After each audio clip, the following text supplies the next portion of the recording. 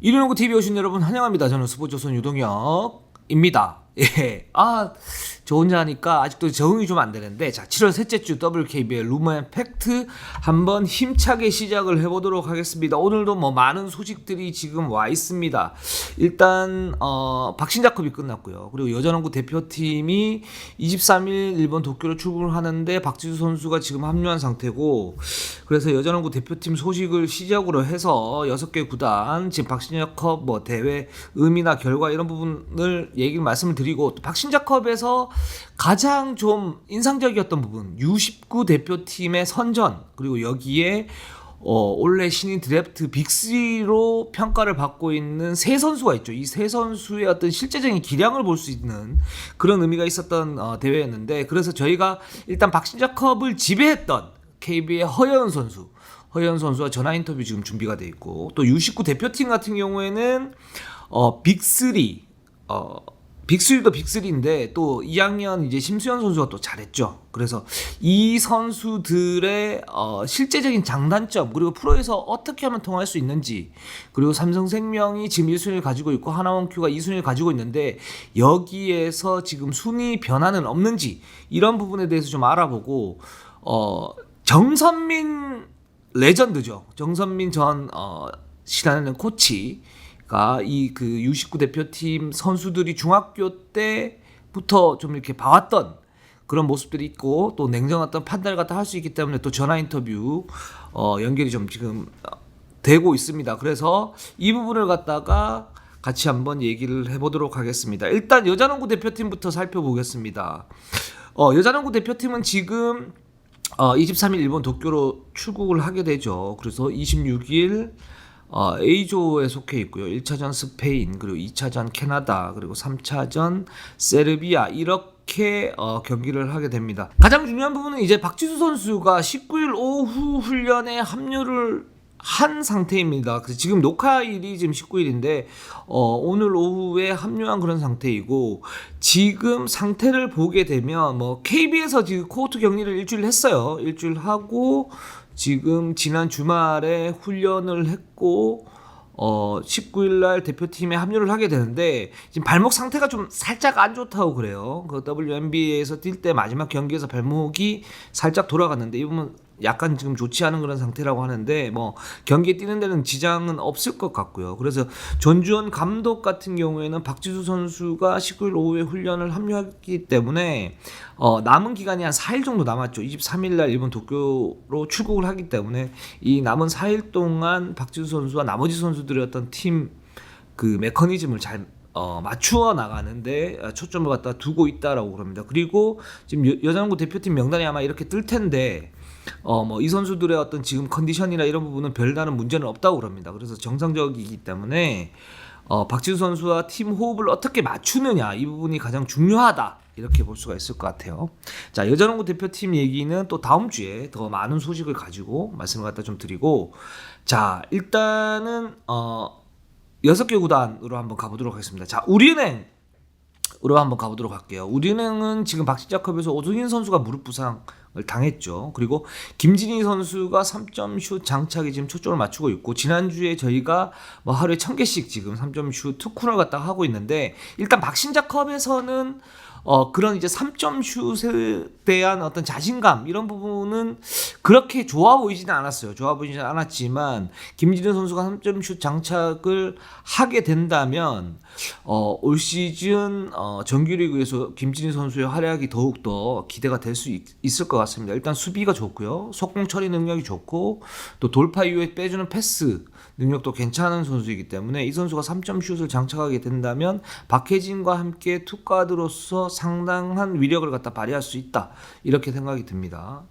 그리고 지금 우리은행 같은 경우는 휴가를 좀 줬고 8월 말에 체력 훈련을 할 예정입니다. 대표팀 선수들이 아마 뭐 빠르면 8월 초, 또 늦으면 8월 중순 정도에 돌아오게 되는데, 일단 돌아오게 되면 휴가를 갖다 좀 주고 8월 말 체력 훈련을 할 예정이라고 합니다. 그리고 박신자컵에서 좀 눈에 띄었던 부분이 위성호 감독이 지금 벤치를 봤었죠. 원래 감독이 보는 게 아니고 수석 코치가 보게 되는데 수석 코치가 이제 전종 코치, 즉 지금 올림픽 대표팀 감독이기 때문에 원래는 임영희 코치가 봐야 되는데 임영희 코치가 볼 수 없는 그런 사정이 있다라고 말씀을 드렸습니다. 그 사정이 뭐냐면 임영희 코치가 이제 그 임신 때문에 지금 박신자컵 벤치에 앉지 못했는데요.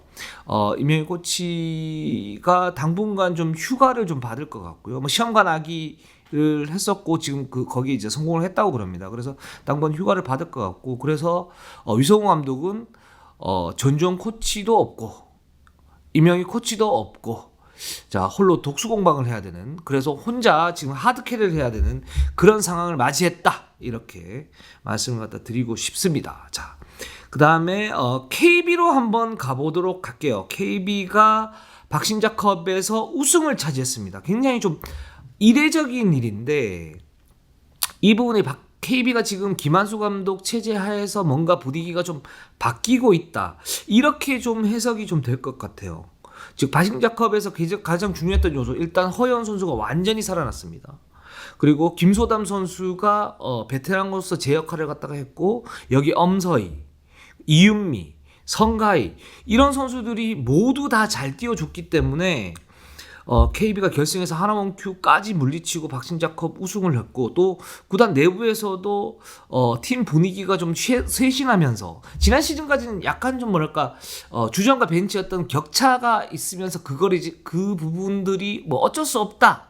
그래서 주전들에 대한 어떤 의존도가 좀 심해지고 트랜지션이 좀 늦게 되고 뭐 이런 부분들이 있었는데 이 부분들을 갖다가 어떻게 좀 깨느냐 이게 굉장히 중요했는데 박신자컵에서 그런 부분에 대한 어떤 단추를 잘 깨웠다. 특히 이제 허연 선수 같은 경우에는 주전으로 도약할 수 있는 가능성이 굉장히 높아졌고 심성현과 허연을 같이 쓸 수 있는 정규리그에서 그럴 수 있는 어떤 그 틀 이런 부분을 갖다 좀 마련했다고 볼 수가 있고 또 이윤미나 선가희 그리고 엄서희 그리고 김소담 이 네 선수는 주전들이 좀 지쳐있을 때 로테이션으로 돌릴 수 있는 그런 카드 그런 어떤 기량의 어떤 틀을 갖다 좀 마련하지 않았나라는 생각이 듭니다. 그래서 이 부분이 굉장히 좀 중요하고 KB가 사실 뭐 객관적 전력은 가장 좋습니다. 박지수 선수 있고 그 다음에 김민정 선수가 있고 강희수 선수 들어왔고요. 여기에 염유나 뭐 이런 선수들이 있기 때문에 주전 급도 굉장히 탄탄한데 이전의 약점은 역시 이제 주전의 어떤 의존도가 심하고 트랜지션이 좀 늦기 때문에 어떤 속공이나 이런 부분 그리고 리바운드 좀 약했죠. 이게 활동력이 어떤 문제인데 이런 부분을 구조적으로 좀 고치기 위해서는 밑에 있는 벤치 선수들이 좀 더 올라오면서 같이 좀 경쟁이 돼야 되는 그런 요소들이 좀 필요했었는데 이 부분이 지금 박신자컵에서는 좀 이루어지고 있는 거 아닌가 이런 생각이 좀 들었어요. 그래서 이제 정규리그 뚜껑을 좀 열어봐야 알겠지만 KB스타즈가 시즌 초반부터 좀 부스터를 달면서 올라갈 수 있는 그런 가능성도 있다라는 생각이 좀 듭니다. 물론 이제 뭐 박지수나 강희수 선수의 어떤 그 컨디션 여부도 봐야겠지만 이 뭐 둘 중에 한 선수가 살짝 부진하더라도 채워줄 수 있는 카드가 있느냐 없느냐 그게 굉장히 중요하거든요. 그런 부분에서는 KB스타즈가 굉장히 좀 좋은 선순환 그런 박신자컵 우승이 아닌가라는 생각이 들고 그래서 오늘 한번 지금 허연 선수 인터뷰를 준비를 했습니다. 허연 선수 인터뷰를 한번 들으신 이후에 또 방송을 이어나가도록 하겠습니다. 여보세요. 허연 선수 안녕하세요. 유리농구입니다. 네, 안녕하세요. 오랜만이에요. 네. 우리가 통영에서는 뭐 한 3일 전에 봤죠? 네. 네. 하지만 이륜농구는 참 오랜만이에요. 그죠? 네. 지난번 이륜농구 출연하고 나서 주위에서 반응은 좀 어땠습니까? 딱히 없던데요. 역시 솔직하시네요. 네. 네, 맞아요. 박신자컵에서 네. 우리 허연 선수가 완전히 박신자컵을 지배해버렸어요. 아닙니다. 예, 저는 그렇게 생각을 합니다. 일단 우승 소감부터 좀 간단히 말씀해 주세요. 네, 일단 전혀 예상하지 못했는데 좋은 결과가 나와가지고 네. 너무 기쁘고 네. 이제는 시즌 준비를 더 잘해가지고 더 좋은 모습을 보여드려야 될 것 같아요. 그렇습니다. 아주 예상을 벗어나지 않는 그런 멘트 감사드리고요. 자, 근데 이제 허연 선수가 박신자컵에서 뭐 활약한 거는 예상을 했는데 예상 이상의 어떤 그 활약이어서 이 부분이 지난 시즌에 비해서 이제 기량이 좀 발전된 게 아니냐. 좀 이런 평가들이 굉장히 많았어요. 본인이 좀 어떻게 보세요? 일단은 뭐 그러니까 감독님도 시즌 때랑은 좀 역할이 달라졌으면 한다 얘기하셨고, 네. 그래서 많은 롤을 주셨거든요. 네. 그래서 제가 뭐 공격에서는 뭐 제 공격도 위주로 하지만 거기서도 이제 어시스트도 더 잘 보이고 해가지고 네. 이제 진코치님도 많이 믿어주셔서 롤을 많이 주셔서 제가 많은 걸 할 수 있었던 것 같아요. 그렇죠. 물론 이제 롤을 많이 주면 네. 뭐 좋은 역할을 할 수 있는 가능성이 높아지지만 그걸 또 이제 잘 소화해야 되지 않습니까? 근데 그런 네. 면에서 이제 허연 선수가 뭐 물론 이제 패싱 능력이 굉장히 좋았는데 뭐 몸싸움이라든가 이런 부분이 전반적으로 좀 향상된 듯한 느낌이 들었어요. 네. 저도 아직은 뭐 같이 뛰는 언니 선수들이 1군은 아니지만 네. 그래도 제가 비시즌 내내 휴가 때부터 몸을 좀 잘 만들려고 했었고, 네.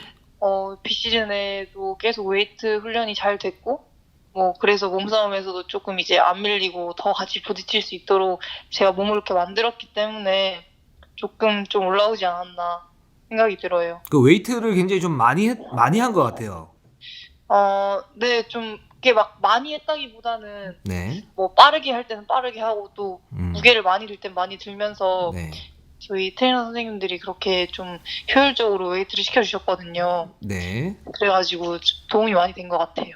그게 이제 몸이 좀 탄탄해졌다라는 어떤 구체적인 수치가 체지방하고 이제 근육량 변화에서 좀 나타나지 않습니까? 네. 네, 본인이 좀 어떻게 변했습니까? 저는 이제 근육량도 많이 늘었고, 네. 체지방은 뭐, 원래 그 정도였어가지고, 네. 네, 근육량이 일단 기본적으로 조금 늘었어요. 체지방은 한 13%대로 뭐 아까 알고 있고 네. 근육량이 이제 고교 시절에 비해서는 한 4kg 정도 늘었죠. 네, 맞아요. 그 정도면 굉장히 많이 늘었네요. 네. 왜냐하면 이제 허연 선수가 사실 몸무게 60kg가 안 되잖아요, 그죠? 네. 그렇습니다. 그런 이제 몸이 좀 탄탄해지면서 어떤 패싱이나 이런 부분에서 좀 여유가 좀 생겼다 그래야 되나 그런 느낌도 들었는데 본인이 볼 때는 어떠세요? 제가 생각해도 조금 네, 올라온 것 같고, 이제 감독님도 그렇고 야간에 패스 연습도 많이 해요. 가드들은 또 가드들끼리 따로. 네. 그래서 그런 부분이나 뭐 감독님이 상황에 따라서 테스트 패스만 하는 가드는 별로다라고 말씀하셨거든요. 네네. 그래서 뭐 다양한 패스를 이제 많은 연습을 했고, 또 그걸 경기 때 보여주려고 또 생각도 많이 하고 했었었는데, 이번 네. 경기에 이번 시합에 좀 조금 나온 것 같아가지고, 네. 네, 음. 아주 조금 만족하고 있어요. 그렇습니다. 그리고 이제 뭐 김한수 감독이 허연 선수의 이제 경기력을 보고 허연 선수와 박지수 선수의 2대2 공격을 공격이 어떤 메인 옵션 중에 하나로 써도 될 것 같다 이렇게 얘기를 했거든요. 본인이 볼 때는 좀 어떠십니까? 제가 처음부터 이제 좀 누누이 얘기를 했었는데, 네. 그걸 언니랑 2대2 게임이 조금 더 강력해지려면 네. 제가 슛을 필히 장착해야 하거든요. 그렇죠. 네, 그래서 그것만 진짜 보완하면 정말 좀 완전 재밌는 이 2대2가 되지 않을까 생각하고 있어요. 그 슈팅 폼이 좀 바뀌었죠. 네. 구체적으로 좀 어떻게 바뀌었습니까? 일단 빨리 쏘기 위해서 네. 좀 이제 중간에 좀 멈칫하고 올라가는 그런 부분을 없앴고요. 네. 좀 더 빨리 쏘려고 그런 부분을 그냥 원모션으로 해서 쏘려고 하고 있어요. 그렇습니다. 그 정확도가 좀 나아졌나요? 저도요. 예. 네. 연습하고 있어서 시즌 때는 무조건 네. 더 좋은 모습을 보일 거예요. 네. 알겠습니다. 허연 선수하고 지금 인터뷰가 굉장히 무르르듯이 지금 흘러가고 있는데, 네. 정말 그 좋은 내용도 많고 그렇긴 하지만 이제 재미는 그렇게 많이는 없었어요. 우리 다음부터 좀 더 재밌게 합시다, 허연 선수. 네, 인터뷰용 답변을 준비했어야 되는데 죄송합니다. 알겠어요. 지금 어디 고향 가 계신가요? 네. 예, 그래요. 맛있는 거 많이 드시고, 네. 네, 앞으로 다치지 말고, 네. 정규리그 때 화이팅 하십시오. 네, 감사합니다. 네, 고맙습니다. 네. 예, 허연 선수와 인터뷰를 이렇게 좀 해봤습니다. 역시 그 허연 선수가 꾸준히 노력하고 있다라는 그런 부분은 뭐 확실한 것 같아요. 그리고 자기의 어떤 약점을 이제 잘 알고 있고 그 약점을 어떻게 보완해야 되는지를 알고 있기 때문에 그 허연 선수가 가지고 있는 그런 장점이 더욱 빛을 발휘하는 것 같습니다. 그래서 이제 허연 선수가 정규리그 때 KB에 어떤 역할을 하게 될지 굉장히 좀 궁금합니다. 이런 부분 체크를 한번 해주시면 좋을 것 같고요. 자, 신한은행으로 한번 가보도록 하겠습니다. 신한은행은 이제 박신자컵에서 4강에서 탈락을 했습니다. 두 가지 요소들이 있는데 일단 이다현 선수였던 성장세가 확인이 됐죠. 사실 이다현 선수가 신인 시절에는 미드 점퍼는 괜찮았고 뭐 운동 능력은 아주 좋았는데 외곽 슛에서는 약간의 어떤 그 단점 이런 부분이 보였지만 이번 박신자컵에서 내외곽을 가리지 않고 득점을 몰아넣는 그런 모습 같아 보였고 또 이단 선수가 좋았던 부분이 어떤 부분이냐면 볼 없는 상태에서 그러니까 볼 없는 움직임 속에서 간결하게 패스를 받아서 슛을 넣는 그런 어떤 장면들이 상당히 좋았기 때문에 이 이단 선수가 좀 더 성장을 해서 정규리그에서 로테이션 멤버에 들어간다면 기존의 어떤 김연아 선수, 유승희 그리고 한채진, 이경은 이런 선수들과 로테이션을 갖다 돈다면 신한은행이 지난 시즌에도 돌풍을 사실 일으켰었는데 올 시즌에도 이런 그 치열한 경쟁 속에서 어떤 시너지 효과를 갖다가 기대할 수 있겠다라는 생각을 했습니다. 그리고 뭐 신한은행 같은 경우에는 또 당분간 지금 휴식을 갖다 취하고 있고요. 별다른 어떤 그런 변화 그런 부분들은 지금 없는 그런 상태입니다. 자, 삼성생명으로 한번 가보도록 할게요. 자, 삼성생명이 박신자컵에서 3위를 갖다 했습니다. 경기 내용이 나쁘진 않았는데 예선 1차전에서 KB한테 패배를 갖다 당했고 4강전에서 하나원 Q의 벽을 넘지를 못했습니다. 근데 하지만 경기 내용이 뭐 나쁘지는 않은 편이었어요.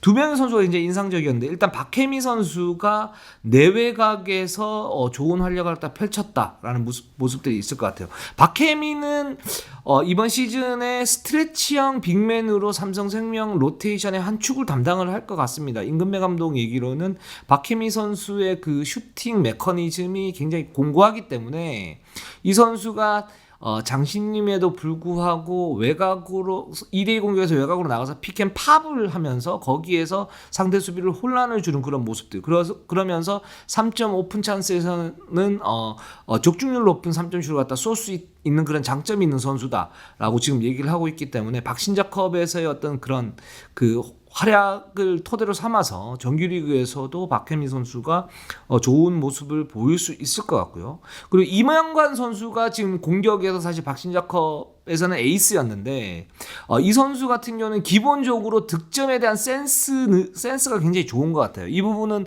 뭐 팀 내에서도 지금 다 인정을 하고 있는 그런 상황이고 이명관 선수의 문제점이라고 그러면 문제점이고 뭐 약점이라고 하면 약점인데 수비가 약간 좀 약하다 이런 이제 얘기들이 있는데 이 부분을 보강하기 위해서 임근배 감독도 같이 좀 얘기를 갖다 하고 있는 것 같아요. 하고 있고 이명관 선수도 좀 잘 알고 있는 것 같고 그래서 이명관 선수도 뭐 이변이 없는 한 로테이션 멤버에 들어가면서 삼성생명 공격에 활력을 갖다 줄 수 있을 것 같다라는 생각이 들고 또 여기에 신희수 선수도 좀 더 안정적으로 좀 변했고요. 이주연 선수도 컨디션이 그렇게 좋지는 않았지만 4강전에서 약간 좀 부진했죠. 4강전에 약간 부진했지만 3, 4위전에서 나름 좋은 역할을 갖다 하면서 이주연 선수도 외곽 수비에서의 어떤 카드로서는 충분하지 않나라는 생각이 듭니다. 여기 이제 삼성생명이 이제 배혜윤, 윤예빈, 김단비 이 선수가 좀 가세를 하게 되는데 일단 좋은 점은 이제 그 쓸 수 있는 선수들이 많다라는 거죠. 박하나 선수 그리고 김난 선수가 지금 부상으로 시즌 아웃이 된 상태인데 이 두 선수를 제외하고는 지금 일단 코어는 배혜윤, 윤예빈, 김단비가 될 것 같고요. 여기에 뭐 신이슬, 박혜미, 이명관, 김한비, 이주연 이런 선수들이 들어갈 것 같아요. 여기에 조수아 선수도 있고요. 그래서 쓸 수 있는 카드는 굉장히 많은데 이 로테이션을 갖다가 어떻게 하느냐 그리고 승부처에서 코어가 살짝 부족한 부분이 있는데 이 부분을 어떻게 메우느냐에 따라 가지고 삼성생명 초반에 어떤 성적이 결정이 되고 그러면서 정규리그 전체적으로 어떤 영향을 미칠 수 있는 그런 모습을 보일 것 같습니다. 뭐 삼성생명도 똑같이 짧은 휴식 이후에 대표팀 선수들이 들어오기 좀 기다리면서 STC에서 연습을 꾸준히 하고 있고 하려고 그러고 있고 대표팀 선수가 들어오게 되면 전지훈련을 계획을 하고 있는데 아직까지는 지금 전지훈련장을 잡기가 좀 모호한 그런 상태라고 이제 말씀을 갖다 드릴 수 있을 것 같아요. 자, 그리고 하나원큐로 한번 가보도록 하겠습니다. 하나원큐가 박신자컵 4연패에 실패를 했죠. 결승에서 KB에게 패했습니다. 그 결승전을 갖다 좀 얘기를 할 필요가 있는데 하나원큐가 사실 강력한 우승 후보였고 4강에서도 삼성생명을 물리치면서 역시 박신자컵의 어떤 강자가 아니냐 그랬는데 전력이나 어떤 기량은 나쁘지 않았어요. 근데 결승전에 약간 좀 말린 느낌이 있습니다. 일단 KB가 초반부터 하나원큐를 굉장히 막 몰아붙였죠. 그러면서 반면에 이제 KB 같은 경우에는 하나원큐 맞춤형 지역방어 2-3 지역방어를 썼는데 여기에서 하나원큐가 내외곽에서 공격을 풀지 못하면서 초반부터 많이 밀렸고 이후에 이제 뭐 구술 선수라든가 그 김지우 선수라든가 또는 뭐 양인영 선수라든가 이런 선수들을 앞세워서 맹추격을 하기도 했지만 결국 KB의 그런 조직적인 어떤 공수 밸런스를 깨지 못하면서 패하게 됐습니다. 그래서 구술 선수, 양인영 선수가 4강전까지는 굉장히 잘했는데 결승전에서 살짝 부진했거든요. 부진하면서 이 두 선수가 이제 정규리그에서 어떤 역할을 갖다 충분히 해줘야 되는데 그 이 부분에서 아직까지는 이제 컨디션이 살짝 좀 부족한 게 아닌가라는 생각이 들고 또 양인영 같은 경우에는 미드 점퍼가 굉장히 좋은 선수이고 박신자컵에서는 골밑에서 어떤 장악하는 그런 모습을 보였는데 결승에서 KB 김소담 선수와 매치업을 하면서 우위는 우위였는데 이제 절대적 우위는 아니었단 말이죠. 이제 이런 부분을 보면서 정규리그에서 정상급 센터진 뭐 박지수라든가 배혜윤이라든가 이런 선수를 갖다 만나면 이제 양인영 선수가 좀 어떤 좀 모습을 갖다 보일까 이 부분에서도 좀 이제 궁금해지는 그런 이제 박신자컵이었고 일단 하나원큐는 뭐 준우승 하기는 했지만 여전히 좋은 전력이다. 특히 이제 정예림 김지우 이 두 선수가 굉장히 좋았고요. 그리고 김지영 선수도 나쁘지 않았습니다. 그렇기 때문에 하나원큐가 일단 뭐 박신자컵에서는 이 세 명의 어떤 그 신예 선수, 뭐 김정 선수 신예 선수는 아니지만 정예림, 이지우 이 선수들의 어떤 그 성장 폭을 볼 때 기존의 신지연이라든가 또는 김희슬 이 두 선수가 있는데 이 가드진의 어떤 로테이션 경쟁을 심화시키면서 굉장히 그 순기능을 할 수 있겠다라는 생각이 들었고 이 주전 그 경쟁이 심화되면 심화될수록 하나원큐의 어떤 외곽의 경쟁력이 높아질 수 있는 거니까요. 이 부분에서 하나원큐는 희망을 봤다 이렇게 볼 수가 있을 것 같아요. 근데 이제 하나원큐가 사실 지금 고민이 되는 부분이 싱글 포스트를 쓰면서 스몰 라인업으로 트랜지션을 강화하는 그런 농구를 할 것인가 아니면 더블 포스트를 서면서 공수 밸런스 그러니까 내외곽의 어떤 밸런스를 맞추는 농구를 할 것인가 이 부분이 굉장히 좀 중요할 것 같은데 일단 그 이훈재 감독과 김도수 코치가 이 부분에 대해서 좀 고민이 좀 있는 것 같아요. 근데 이제 김도수 코치는 뭐 그렇게 얘기를 합니다. 이훈재 감독과 상의를 해봐야겠지만 싱글 포스트로 속도전을 하는 게 좀 더 낫지 않나 뭐 이런 얘기를 갖다가 하고 있습니다. 그 여기는 뭐 장단점이 있는데 물론 이제 팀마다 좀 달라지겠죠. 근데 하나원큐가 양인영, 뭐 이정현 그리고 이하은 이 뭐 세 선수 빅맨이 있는데 이 빅맨들이 사실 좋은 선수이긴 하지만 좀 애매한 그런 모습들이 있고 더블 포스트를 세웠을 때 시너지가 그렇게 많지 않다라는 그런 점이 좀 있습니다. 근데 이제 하나원큐가 만약에 스몰 라인업을 쓰게 되면 가드 2명을 서고 이제 포워드 2명을 서면서 속도전을 갖다가 해야 되는데 여기에는 이제 속도전을 하기 위해서는 체력이 필요하고 체력전을 갖다 하기 위해서는 로테이션이 좀 활발하게 돼야 되는데 여기에서 이제 하나원큐 박신자컵에서 정예림이나 이지우 뭐 이런 선수들이 있고 또 구슬 선수도 있고 고아라 선수도 돌아올 거거든요. 여기 신지연 있고 그렇기 때문에 어떤 그 벤치진의 어떤 폭은 굉장히 넓어졌다. 그래서 이런 로테이션을 돌리면서 체력전 거기에 스몰 라인업으로 가는 게 좀 더 나을지 아니면 더블 포스트를 서면서 좀 내외곽 균형을 갖다 맞추는 게 좀 더 나을지 이 부분은 좀 판단을 해야 될 것 같아요. 그래서 만약에 이게 판단해서 서게 되면 좀 더 그 팀 컬러로 좀 더 가는 게 좀 필요하지 않나. 하나원큐가 아무래도 6개 팀들 중에서는 객관적 전력이 좀 떨어지기 때문에 그렇게 좀 팀 컬러를 확실하게 가는 부분들이 좀 더 경쟁력이 좀 있지 않나 이런 생각이 듭니다. 자, 다음 팀 BNK로 한번 가보도록 하겠습니다. BNK가 박신자컵에서 4강 진출 실패를 했습니다. 하지만 BNK의 경기력 측면에서는 뭐 객관적 전력이 사실은 그렇게 좋지는 않았었죠. 7명의 선수가 박신자컵에 출전을 했고 여기에 제외된 선수들이 김한별, 강하정, 그리고 안혜지, 이소희 이렇게 4명이 사실은 뭐 코어 중에 코어인데 4명의 선수가 모두 빠졌고요. 그리고 문지영 선수도 U19 대표팀으로 갔기 때문에 객관적 전력은 좋지 않았고 4강 진출 실패가 뭐 사실상 당연하다. 뭐 좀 이렇게 볼 수 있고 근데 이제 경기력의 측면에서는 오프 더 볼 움직임이 뭐 상당히 좋았다. 지난주에도 말씀을 갖다 드렸지만 그리고 박정은 감독은 끝까지 하려고 하는 모습들 그리고 자신들이 어떤 그 승부처에서 스스로 해결하려고 하는 그런 모습들은 있었었다. 근데 훈련하는 거에 비해서 실전에서 퍼포먼스가 그렇게 좋지는 않았다라고 얘기를 했고 좀 인상적이었던 부분들은 리바운드 참여라든가 조직적인 어떤 그 리바운드 걷어내는 장면들이 살짝 나와가지고 이 부분은 BNK가 사실 작년에는 리바운드에서 문제가 좀 있었는데 올 시즌은 이 부분이 좀 더 향상될 가능성이 좀 높다. 게다가 김한별 선수도 있고 강하정 선수도 들어왔기 때문에 이 부분이 좀 해결이 된다면 BNK가 좀 더 강한 전력으로 정규리그를 나설 수 있지 않을까라는 생각이 듭니다. BNK는 지금 21일까지 휴가를 받게 되고요. 그리고 그 이후에 웨이트 위주로 이제 체력 훈련을 하게 되고 또 강하정, 이소희 선수가 지금 팀 훈련에 합류할 예정입니다. 이소희 선수는 오른쪽 이제 정강이 피로골절이 있는데 뭐 이 부분이 이제 거의 다 나았고 강하정 선수 역시 팀 훈련 합류할 정도의 어떤 몸 상태가 지금 돼 있기 때문에 훈련에 합류할 예정이고 문제는 이제 그 홈 구장이 사실은 금정체육관인데 이걸 사직체육관으로 이전을 했으면 좋겠다라고 부산시에 지금 요청한 상태인데 이 부분에서 저희가 지난주에 한 24일 정도의 결판이 날 듯하다고 얘기를 했지만 실제적으로는 좀 더 늦어질 가능성이 좀 높다. 뭐 그렇게 되면 BNK가 사직체육관 이제 적응 훈련을 좀 해야 되는데 이 부분에서 시간이 좀 짧아질 수 있다. 이런 이제 아쉬움들이 좀 있는 그런 지금 상태입니다. 그렇기 때문에 이제 BNK 같은 경우에는 이 사직체육관 이전 문제를 최대한 빨리 해결을 하고 거기서 좀 적응 훈련하는 거, 이 부분이 좀 필요할 것 같고 박정은 감독은 8월 한 둘째 주부터는 전술 훈련을 해야 되는데 사직체육관에서 좀 이렇게 전술 훈련을 하게 되면 좀 더 코트 적응 훈련이라든가 시즌 전술 훈련을 같이 할 수 있는 그런 뭐 일거양득을 받기 때문에 그렇게 했으면 좋겠다고 그러는데 이 부분 좀 더 지켜봐야 될 것 같습니다. 자, 그리고 마지막으로 지금 U19 대표팀이 박신자컵에서는 굉장히 인상적이었죠.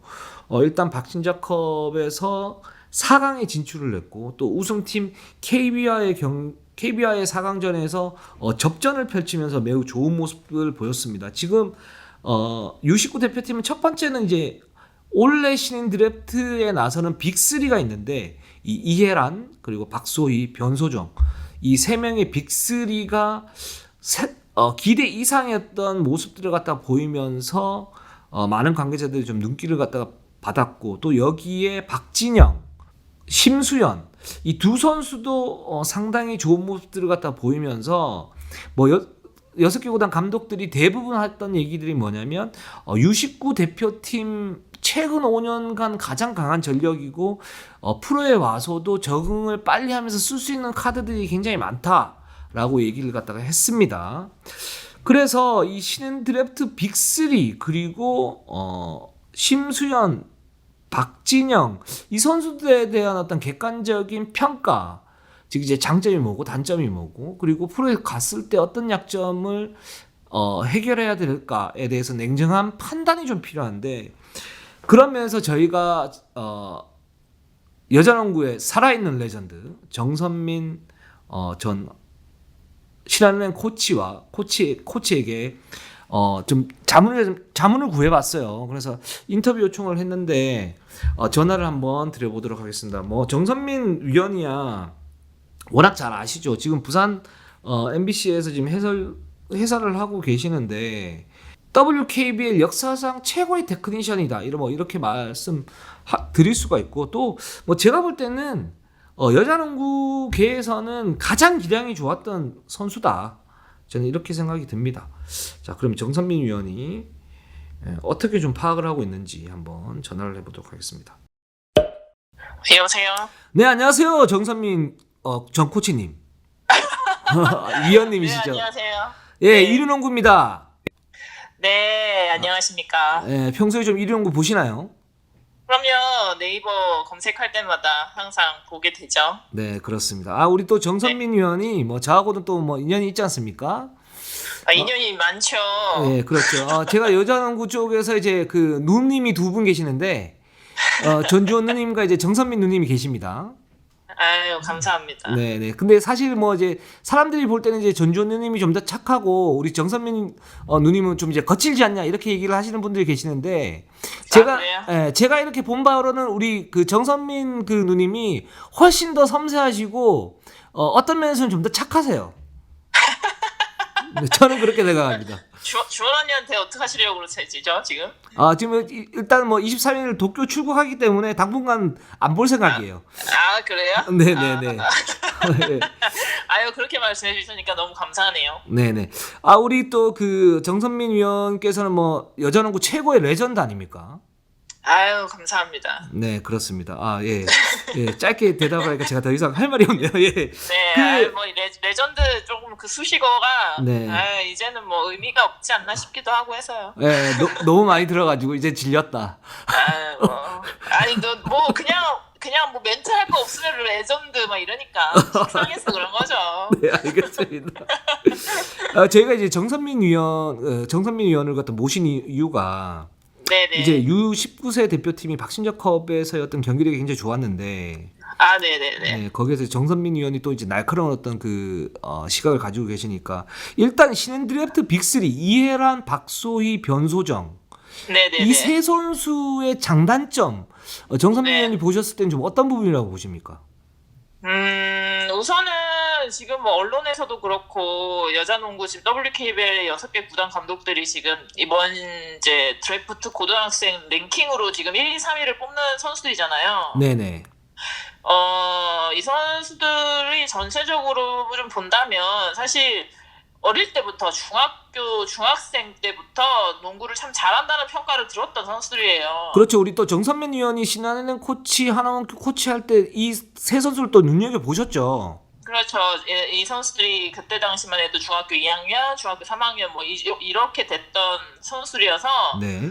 어릴 때부터 참 두각을 나타냈고 정말 잘 커나간다면 한국 여자농구의 어떤 미래로서도 되게 밝은 선수들이다라는 생각을 했던 선수들이고 벌써 시간이 이렇게 지나서 이 선수들이 이제 고등학교 3학년이 됐더라고요. 네, 우리가 늙었죠.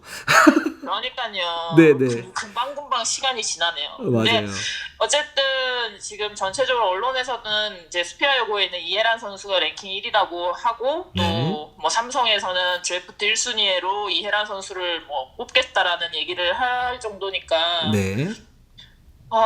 뭐 그거에 대해서는 뭐 크게 반박을 할 수 있는 여지는 없는 것 같고요. 네. 어쨌든 이 세 선수들이 결국에는 1, 2, 3위 랭킹을 차지하면서 프로팀에 진출하지 않을까라는 생각을 하게 되기는 하네요. 네. 그 이 세 선수를 이제 중학교 때 보셨는데 네네. 그 좀 첫 느낌이 어땠습니까? 저는 네, 이제 스카우트 때문에 중고 농구 대회를 보러 갔다가 네. 박소희, 변소정 선수는 청솔 여중이었고 네. 이해란 선수는 스피아 여중이었을 걸로 제가 기억을 하는데 네네. 특히 박소희, 변소정 선수 같은 경우는 사실 이해란 선수는 중학교 때는 크게 두각을 이렇게 막 눈에 띄지는 않았어요. 네. 제가 볼 때. 근데 네. 박소희, 변소정 선수는 중학교 때부터 어릴 때부터 제 눈에 너무 와 대단하다 정말 너무 잘한다라는 생각을 들 정도로 네. 플레이가 굉장히 수준이 높았고 중학생 수준이 능가하는 어떤 선수들이라 제 기억에 굉장히 많이 남는 선수들이었어요. 이 두 선수가 그 이제 정선민 위원이 딱 보셨을 때 정말 대단해 그랬는데 그 뭐 좀 이제 구체적으로 좀 어떤 플레이가 딱 봤을 때 네, 박수희 선수 같은 경우도 그렇고 변수정 선수도 두 선수들이 한 팀에 있으면서도 사실 농구는 공이 하나이기 때문에 볼을 가지고 농구하는 거는 뭐 워낙에 스킬이 좋고 두 선수 다 볼을 네. 가졌을 때는 독보적이었어요. 1대1 아. 스킬이라든지 어떤 네. 기본기라든지 네네. 그리고 자세라든지 이런 밸런스들이 중학생 선수라고 하기에도 믿기 어려울 정도로 자세들이 굉장히 탄탄하고 기본기가 좋은 선수들이었어요. 그리고 또 변소정 선수 같은 경우는 아버지가 네. KBL에서 뛰었던 현역 선수 생활을 했던 변청훈 네네. 그 선수의 지금 장녀이기 때문에 첫째 딸이에요. 네네. 네, 그때 당시에도 그 얘기를 들었을 때도 역시 농구인 출신의 2세는 다르구나 이런 생각을 할 정도로 정말 잘 성장한다면 진짜 한국 여자농구가 좀 포워드 라인 네. 그리고 박소희 선수도 뭐 가드 라인 이쪽 네. 1, 2번 이렇게 플레이에 국한되지 않고 굉장히 올라운드적으로도 농구를 굉장히 깔끔하고 매력 있게 잘한다. 뭐 이런 생각을 할 정도로 눈에 되게 많이 들어왔던 선수들이에요. 변청훈 그 선수가 지금 선수가 아니죠. 예전에 이제 그렇죠. 힘이 완전 장사였지 않습니까?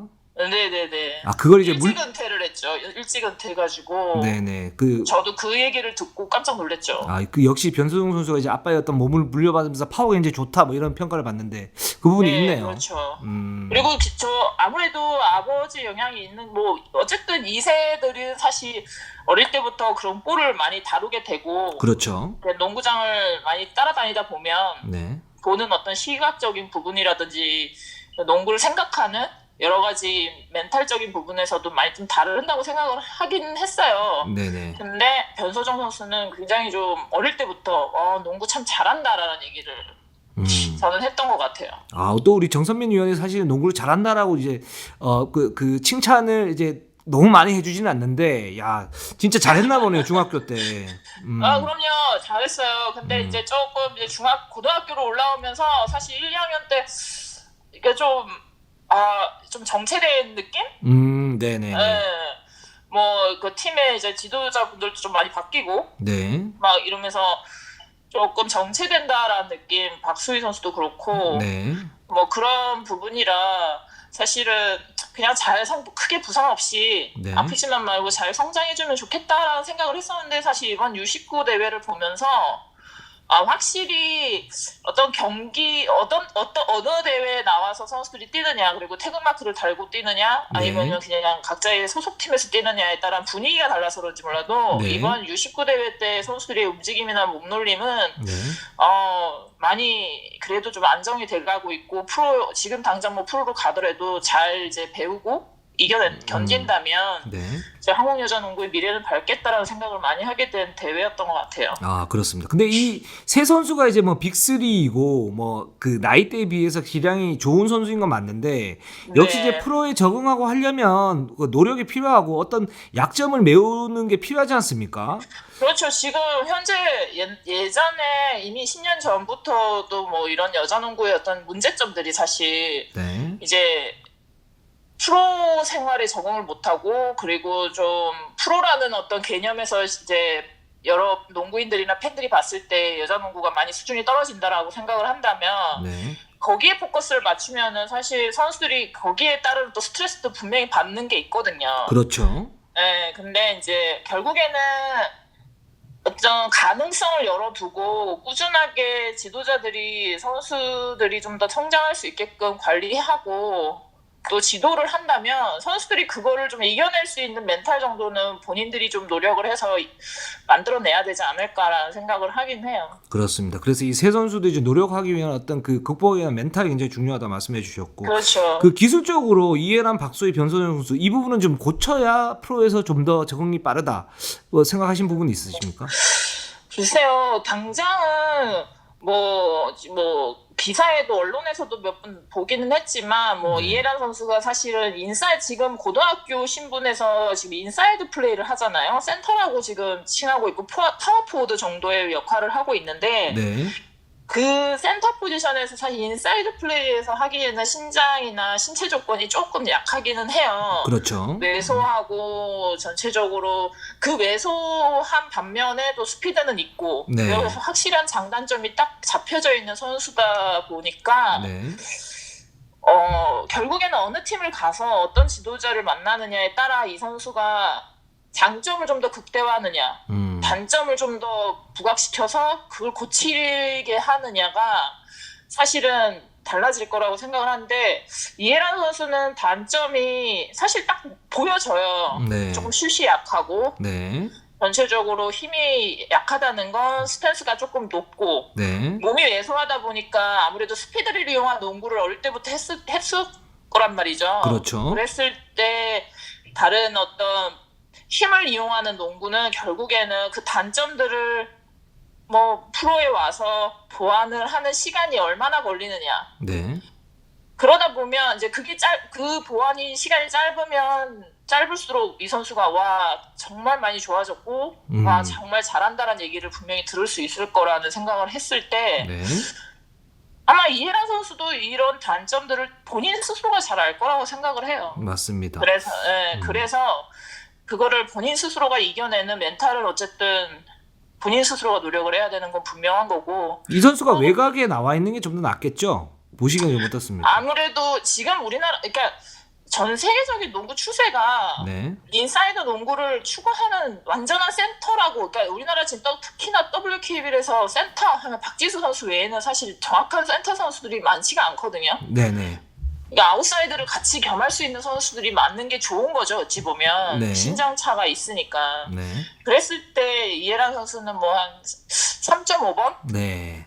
3번에 3.5, 최대 3점에서 3.5번을 보는 어떤 아웃사이드 역할을 한다면 결국에는 확실한 단점인 뭐 슈팅 능력이라든지 득점력, 네. 아웃사이드에서 던질 수 있는 능력까지도 만들어내야 되는, 그러니까 숙제가 좀 너무 많아지니까 본인이 좀 힘들 수밖에 없겠다라는 생각을 하게 돼요. 네. 박소희 선수하고 변소정 선수는 어떤 뭐 단점이 좀 있습니까?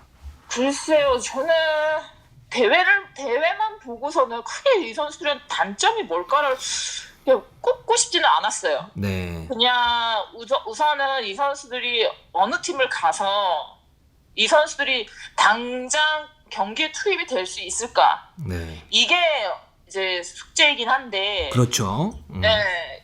뭐 지금 뭐 예를 들어서 박수희 선수 같은 경우는 뭐 우리은행의 위성우 감독님도 뭐 인터뷰에서 얘기했지만 네. 뭐 제2의 박해진을 보는 듯한 느낌을 받는다. 스타일은 정말 비슷하더라고요.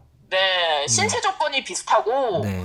굉장히 그러니까는 군더더기 없이 안정적으로 플레이를 하잖아요. 예, 크게 예. 턴오버가 많거나 이렇게 좀 멋진 플레이를 추구하는 스타일은 아니다 보니 네. 그게 아마 박희진 선수가 굉장히 많이 흡사한 분위기인 것 같아요. 네네. 근데 이제 그거를 또 봤을 때 보면 그걸 또 단점으로 본다면 조금 소극적인 것도 있겠죠. 아, 그렇죠. 그러니까 볼 없는 움직임이라든지 이럴 때 보면 움직임이 좀 많이 보이진 않아요. 네네. 그런 것들을 이제 보완을 한다면 더 확실하게 박희진 선수 뒤를 이을 수 있는 뭐 앞선 라인이 되지 않을까라는 생각을 하는 거죠. 그렇죠. 변소정 선수는 좀 어떻습니까? 변소정 선수도 어쨌든 뭐 한 2, 3번 포지션, 크게 보면 2, 3번 포지션을 가져가야 될 텐데 네. 변소정 선수도 지금 뭐 중고등학교 때 농구는 어쨌든 혼자 할 수 있는 능력치가 많아지잖아요. 네. 포괄적으로 할 수 있는 것들이 많으니까 그렇죠. 잘해 보이는 것들이 더 커 보이는 거고 프로에 오게 되면 아무래도 그런 룰들을 좀 정해준단 말이죠. 그렇죠. 넌 이것만 해, 이것도 해, 저것도 이렇게 정해주기 때문에 그거를 얼마만큼 본인이 해야 될 거, 하지 말아야 될 거, 이런 것들을 좀 잘 만들어내고 생각을 하느냐에 따라서 본인이 당장 프로에서도 적응을 잘해서 본인만의 농구를 만들어내고 약간의 박정원 선수나 변연아 선수까지는 아니더라도 네. 그런 앞선에서 뭐 슛, 드라이빙, 뭐 돌파, 공격적인 면에 있어서 뭐 나무랄 거 없는 선수가 되지 않을까 그런 생각은 해요. 네. 그렇습니다. 저는 정선민 선수처럼 컸으면 좋겠어요. 저처럼요? 네. 그렇게 되면 레전드잖아요. 아 그럼요. 레전드 많아지면 좋죠. 여자 농구에서 레전드 아니 근데 솔직히 뭐 레전드 많잖아요. 지금 제 밑에 후배들도 많고. 네. 저는 이제 레전드가 아니라 네. 좀 이제 과거 속에 묻혀져 있는 이제 묻혀져 있는 거라고 해요. 박물관에 저장되어 있는 거라고 하시죠. 아닙니다. 뭐 정은순 위원도 있고 유영주 위원도 있습니다. 아직도 뭐 그분들을 거론할 정도면 뭐 세대 교체 빨리 이제 됐어요. 이제 그 윗선을 한 80년대 밑으로 얘기하면 안 돼요. 아, 예, 알겠습니다. 2학년 중에 또 뭐 이제 네네네네. 이 세 선수 말고도 이제 심수연, 박진영 이 두 선수가 또 인상적이지 않습니까? 아, 네. 좀 저는 심수연 선수 보면서 깜짝 놀랐어요. 어떤 부분이 깜짝 놀라셨어요? 역시 승희여고는 네. 일당 100은 꼭 있구나. 아, 네. 왜냐하면 매 학년마다 졸업생들을 보면 네. 그 올인하는 선수들이 꼭 있었거든요. 예, 예. 그 선배 중에 뭐 박지현 선수도 있고, 네. 그 위에 선배 중에 김진영 선수도 있고. 네, 네. 네. 그러면 지금도 승희여고에서는 심수연 선수가 거의 혼자 다 하는 걸로 제가 알고 있어요. 예, 예. 승희여고에서. 예. 독보적인 거죠, 어찌 보면. 네, 네. 근데 거기에서 오는 독보적인 농구를 할 수밖에 없는 플레이 스타일이 있는 것 같아요. 예. 그러니까 앞선에서 그렇게 작은 선수가 볼을 다루는 걸 보면 왜 혼자 할 수밖에 없는지가 딱 보이는. 네. 그리고 뭐 리바운드 잡아서 뭐 인사이드가 리바운드 잡고 아웃렛 패스 나오거나 뭐 심수연 선수가 스틸을 했을 때는 보면 네. 거의 혼자 독보적으로 그냥 가서 한두 명은 달고 레이업까지 올라갈 수 있는 파워는 분명히 가지고 있는 것 같아요. 예, 저도 깜짝 놀랐어요. 예. 그리고 그런 돌파 능력의 스킬이 굉장히 좋더라고요. 테크니션 같은 게. 맞아요. 유로스텝을 잡는다거나 네. 그러니까 뭐 짝발인데도 레이업을 쏠 때 짝발로 쏘는데도 그러니까 점프력 탄력이 떨어지지 않아서 수비를 같이 달고 뜨는데도 메이드 시키는 모습? 예, 예. 이런 걸 봤을 때 당차고 똑부러지게 플레이를 한다. 이런 생각이 들더라고요. 근데 이 선수가 이제 제가 볼 때는 이제 돌파 능력이나 말씀하셨던 그런 능력은 정말 최상급인데 석점 슛을 3점 슛을 이제 많이 쏘지도 않고 그 정확도도 그렇게 좋아 보이지는 않아요. 근데 이 부분이 이제 그러니까요. 지금은 문제가 안 되는데 프로 가면 이게 문제가 될 것 같습니까? 안 될 것 같습니까? 그런 이제 슈팅 능력에 있어서는 네. 그러니까 선수들이 조금은 인지를 해야 될 부분들이 분명히 있는 것 같아요. 제가 이번에 스킬 캠프 WKBL에서 주관한 스킬 캠프를 갔었는데 예, 거기서도 이제 그러니까 강연을 하셨죠. 네, 그러니까 선수들을 이제 고등학교 여중 여고 선수들을 보고 봤지만 슈팅에 대한 선수들이 인식들이 조금 많이 예전보다 많이 떨어져 있는 것 같아요. 그러니까 슛을 옛날에 우리 세대 때, 그러니까는 7080 세대들을 보면 슛을 잘 넣는 라떼는 네, 네.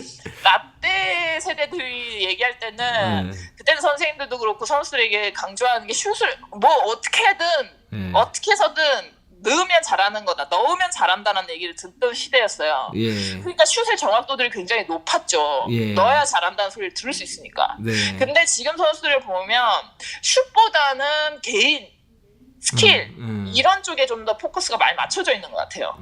그러니까는 드라이빙 돌파를 하기 전에 드리블을 하는 걸 보면 굉장히 잘해요. 네. 근데 결국 마지막에 마무리는 슛인데 네. 이 슛 밸런스에 대해서 크게 이렇게 나 이건 무조건 메이드를 시켜야지 하는 것보다 네. 그냥 이렇게 탁 그냥 던지고 마는 약간 그런 느낌들이 많더라고요. 예. 선수들한테.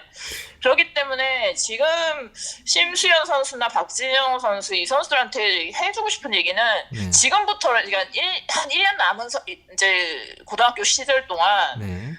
좀 더 본인이 슛을 얼마만큼 보완을 해야 프로 가면 좀 더 편할 수 있다라는 걸 좀 인지하는 게 중요할 것 같아요. 네, 그렇습니다. 저도 이제 보면서 이게 저도 구시대적인 생각인지 모르겠는데 굉장히 화려함은 더 덧붙여졌는데 실속이 조금 없다 이런 느낌이 좀 있긴 했어요. 그렇죠. 네, 네. 그러니까 요즘 선수들을 보면 우리가 지금 팬의 입장에서 볼 때 이지샷 아주 쉬운 샷인데도 메이드가 안 되는 걸 보면서 좀 안타깝잖아요. 그렇죠. 그리고 그게 들어갔을 때는 그래 정말 잘한다 이렇게 평가를 하는데 그런 걸 못 넣었을 때 오히려 평가가 절하되거든요. 사실. 네, 네. 그 과정에 의미가 없는 거죠. 네네. 그렇기 때문에 그 마무리까지도 굉장히 집중을 하고 잘한다 소리 들으려면 거기에 포커스를 맞춰야 된다는 거 선수들이 인지를 하는 게 중요할 것 같아요. 그렇습니다. 또 우리 또 정선민 위원이 또 이렇게 애정어린 그 조언 뭐 이렇게 해주셨고 애정어린 조언이에요. 네, 애정어린 조언. 왜냐면 U19 대표팀이 뭐 앞으로 굉장히 지금 잘하고 있는데 뭐 앞으로 이제 나갈 길 많으니까 뭐 이런 얘기들은 그럼요. 왜냐하면 결국에는 나라를 대표해서 국제대회를 나가면 그러니까 현실감이 와요. 네. 만약에 이게 국내에서 비슷한 신장 그리고 비슷한 힘을 가진 선수라고 부딪혔을 때 어떤 데미지를 입는 것보다 해외를 나가서 국제대회를 뛰다 보면 네. 부딪힘과 여러 가지 이런 우리가 정말 많이 부족하구나라는 데미지를 크게 입는단 말이에요. 예.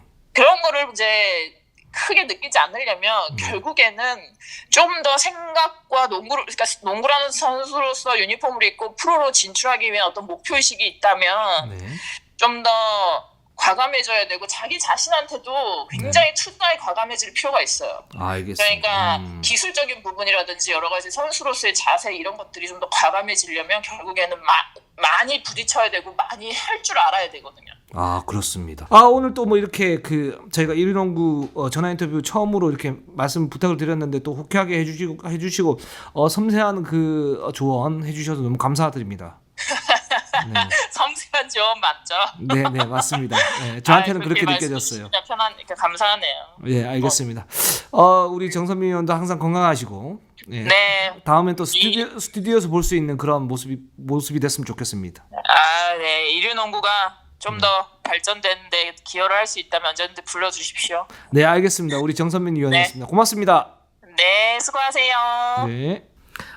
우리 또 정선민 위원이 굉장히 또 꼼꼼하면서 애정어린 그런 조언을 갖다 좀 해주셨어요. 역시 그 정선민 위원 대단하신 분 같아요. 예, 그래서 U19 대표팀의 어떤 빅3 지금 이제 뭐 눈치 게임을 하고 있는데 일단 1순위 삼성생명이 가지고 있죠. 임금배 감독은 뭐 아직까지 뭐 결정된 게 없다. 이게 외부적인 어떤 대외적인 그런 이제 스탠스고 사실상 이해란 선수를 할 것 같아요. 하면서 외곽 자원 3번에서 3.5분 정도 이제 돌리지 않을까 이렇게 지금 얘기를 하고 있고 또 하나원 큐는 지금 2순위로 박소희 선수를 굉장히 좀 비중 있게 거의 박소희 선수 같아요. 예, 지금 들리는 뉘앙스 이 부분을 보면 그리고 이제 3순위 변소정 선수가 또 만만치 않거든요. 또 이 선수 같은 경우에 삼성생명이 지금 1순위 확정이 되어 있는 상태에서 3순위도 5% 정도의 지금 확률이 있습니다. 지금 신한은행이 50%, 우리은행이 35%, KB가 10% 이렇게 3순위 확률이 있는데 여기에 삼성생명이 5%가